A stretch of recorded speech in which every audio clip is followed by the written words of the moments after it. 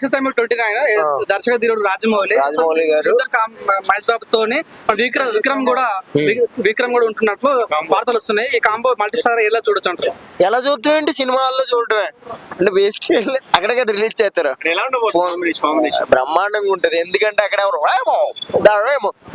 నిజం చెప్పాలంటే ఇప్పుడు యాక్టర్ ఏదో ముసలాడు అయిపోతాడు అనుకున్నాం, కానీ ఈ మధ్యన ట్రెండింగ్ కాస్ట్యూమ్ ట్రెండింగ్ కానీ ఆయన ఉండే స్వాగ్ కానీ అది కానీ అబ్బా ఎంగిపడేసాడు అనమాట. నార్మల్ గా చాలా అంటే చాలా క్రేజీ ఉంది. అపరిచితుడు కాదు, అందరి చిత్రుడు అనమాట ఆయన.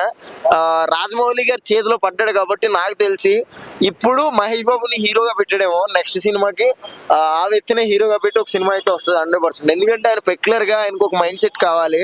ఆ మైండ్ సెట్ ఆయనలో ఉందని నాకు అనిపించింది. అంటే చాలా బాగుంటది కాంబో అయితే. ఇద్దరు ఒక తండ్రి కొడుకుల్లా ఉంటారు, ఫేసులు కూడా నాకు తెలిసి ఉంటారు కదా, నీకు అనిపిస్తుందా? అలాగే ఉంటది ఫేస్ కట్.